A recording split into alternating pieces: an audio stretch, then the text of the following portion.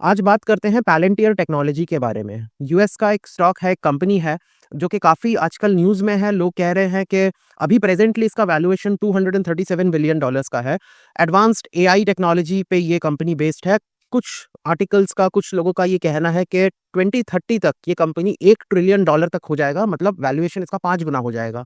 वहीं पे कुछ और क्रेडिबल आर्टिकल्स हैं जो कह रहे हैं कि नहीं, आने वाले टाइम में इसका वैल्यूएशन 50% डाउन हो जाएगा। तो काफ़ी ज़्यादा कन्फ्यूजन है लोगों के मन में इस कंपनी को लेके, और काफ़ी ये कंपनी न्यूज़ में है। तो हम इसका बैकग्राउंड समझते हैं कि क्या है, क्यों ये इतना नाम है इस कंपनी का, और हो क्या रहा है इस कंपनी में।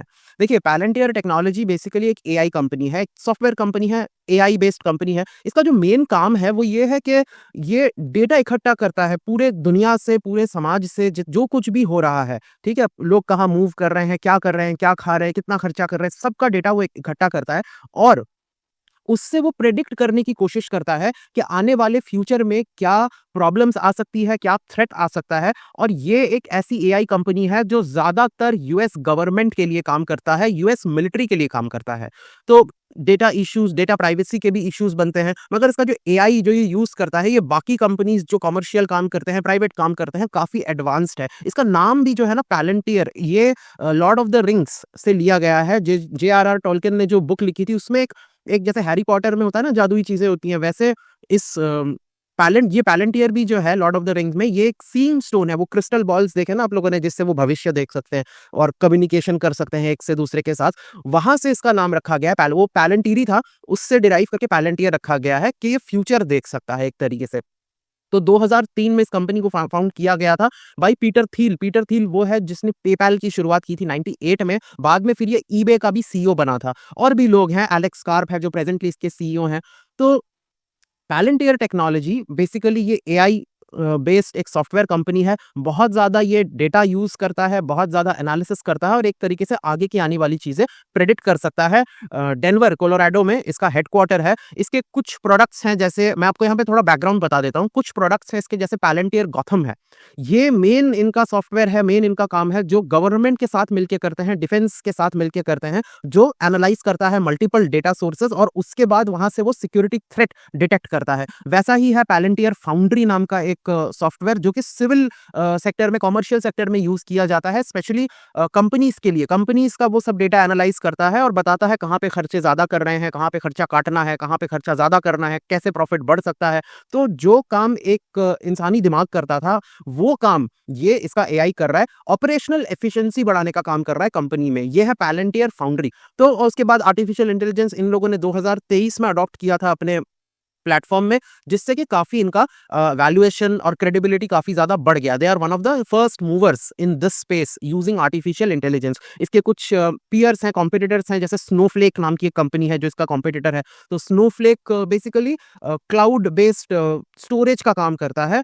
इन्हीं के साथ ऑलमोस्ट कंपेरेबल है। एआई उतना यूज नहीं करता और कॉमर्शियल सेक्टर में काम करता है, गवर्नमेंट सेक्टर में उतना नहीं। वैसे ही आईबीएम वॉटसन है, ये एक एआई पावर्ड बिजनेस सोल्यूशन है, बिजनेस की एफिशिएंसी बढ़ाता है, मगर ये भी जो है कॉमर्शियल में ही ज्यादा काम करता है, गवर्नमेंट और सिक्योरिटी के साथ नहीं करता जैसे पैलेंटियर करता है। उसी के साथ गूगल क्लाउड एआई भी है, जो एआई बेस्ड सोल्यूशंस देता है for the new age startups, technology startups. और पैलेंटियर का मेन डिफरेंस है, वो स्टार्टअप्स के साथ उतना काम नहीं करता, गवर्नमेंट के साथ उतना काम करता है। तो ये मेन चीजें हैं जो पैलेंटियर को स्पेशल बनाती है, कि गवर्नमेंट सेंट्रिक अप्रोच है इनका। और इनका जो एआई है, मशीन लर्निंग कैपेबिलिटीज है, बहुत स्ट्रांग है, नेक्स्ट लेवल है, क्योंकि गवर्नमेंट रिस्क नहीं ले सकता। कंपनीज फेल हो सकती हैं, स्टार्टअप्स फेल होते हैं, वो चलता है फिर भी, पर मिलिट्री में जब आप काम कर रहे हो, डिफेंस में काम कर रहे हो, you can not afford failure. तो उनका एआई जो है, it is considered to be next level. और ये लोग डेटा प्राइवेसी को लेके भी, इनका ये मानना है कि काफी एथिकल है, क्योंकि देखिए, जब भी आपको कुछ प्रेडिक्ट करना है, आपको ढेर सारा डेटा चाहिए। और ये इन पे इल्जाम भी लगता है, कंट्रोवर्सीज भी होता है कि गवर्नमेंट्स जो है, ये सर्वेलेंस के काम में इसको यूज करती हैं, कि नॉर्मल लोगों का डेटा चुरा के या डेटा किसी तरीके से लेके इस कंपनी को देती हैं, और ये कंपनी अपने एआई को यूज करके चीजें प्रेडिक्ट करती हैं। तो प्राइवेसी कंसर्न काफी ज्यादा इस कंपनी को लेके हो जाता है। और स्पेशली ये जो इमिग्रेशन वाला भी हुआ ना डोनाल्ड ट्रंप का लेके, तो इस कंपनी ने और इस सॉफ्टवेयर ने बहुत बड़ा रोल प्ले किया था लोगों को फाइंड करने में, कि कौन लोग हैं, कहाँ पे हैं, किस पे टारगेट किया जाए। तो इन सब चीज पे इस कंपनी का काफी ज्यादा रोल रहा है। इमिग्रेशन, इलीगल इमिग्रेशन ट्रैकिंग जो है, उसमें इसका काफी ज्यादा रोल है। बट प्रॉब्लम ये है कि ये कंपनी जो है ना काफ़ी ज़्यादा गवर्नमेंट कॉन्ट्रैक्ट्स पे डिपेंड करती है। ये मार्केट डिमांड एंड सप्लाई की तरह नहीं है, पीएसयू की तरह काम करती है। क्योंकि पूरा इसका जो धंधा-पानी है सब कुछ गवर्नमेंट के द्वारा ही रेगुलेट किया जाता है। पहले वाले जो गवर्नमेंट थे डिफेंस को लेके ऑब्सेस्ड होते थे, बाइडेन जो डेमोक्रेट्स होते थे, काफ़ी ज़्यादा डिफेंस लड़ाई-झगड़ा करते थे, तो इनका इनको कॉन्ट्रैक्ट्स बहुत भारी-भारी मिलते हैं। अभी जब डोनाल्ड ट्रम्प आया है, डॉज यूज़ कर रहा है इलॉन मस्क, तो इन लोगों का हो सकता है खर्चा काट रहे हैं, तो इसके भी कुछ कॉन्ट्रैक्ट्स कट जाएँ। तो इसको लेके लोगों में चिंता है कि जो प्रॉफ़िट ये बना रहा था, क्या फ्यूचर में ये प्रॉफ़िट उतना बना पाएगा कि नहीं? That is to be seen. और अभी जो रिसेंटली एआई को लेके जो बूस्ट आया है यूएस मार्केट्स में, हर एक शेयर ओवर वैल्यूड हो गया है।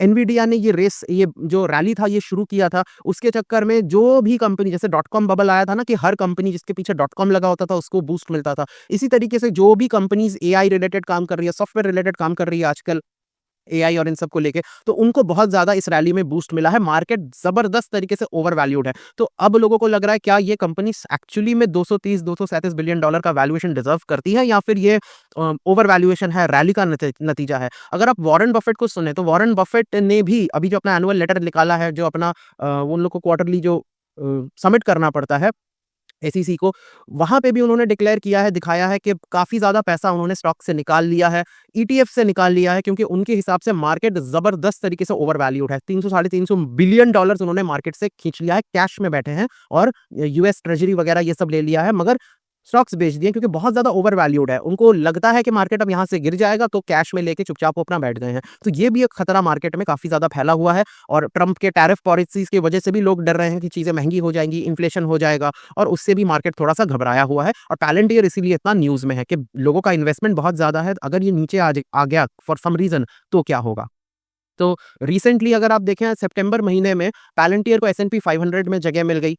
तो इसके वजह से भी इसका वैल्यूएशन काफ़ी ज़्यादा बढ़ा। प्लस जो अभी का टेंशन है वो है सीईओ जो है इसके, उसने अपने स्टॉक्स बेचने का डिसीजन लिया है। एलेक्स कार्ब जो है वो 1.2 बिलियन डॉलर का स्टॉक्स जो है वो बेचने वाले हैं। तो इसमें क्या होता है कि अगर लोगों को लगता है कि मालिक खुद अगर अपने स्टॉक्स बेच रहा है, तो मतलब या तो मालिक को अपने ऊपर विश्वास नहीं है, या मालिक को भी लगता है कि मार्केट ओवर वैल्यूड है, बहुत अच्छा प्राइस मिल रहा है इसको, अभी बेच के निकल जाओ, फिर जब गिरेगा तब ले लेंगे वापस। तो ये भी मार्केट में थोड़े से सेंटिमेंट्स खराब कर देता है पर्टिकुलर कंपनी को लेके, जब प्रमोटर खुद, मालिक जो है, फाउंडर्स को-फाउंडर्स जो है खुद अपने स्टॉक्स बेचने लगते हैं।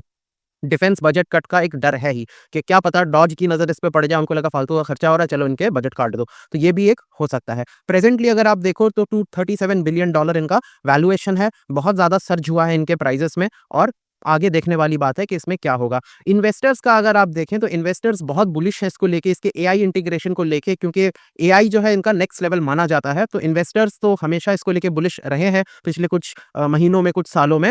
बट ये कब तक चलेगा, सस्टेनेबल होगा कि नहीं, गवर्नमेंट कॉन्ट्रैक्ट्स मिलेंगे कि नहीं, ये चीज़ों को एक थोड़ा सा कंसर्न बना देता है इन्वेस्टर्स के लिए। तो यही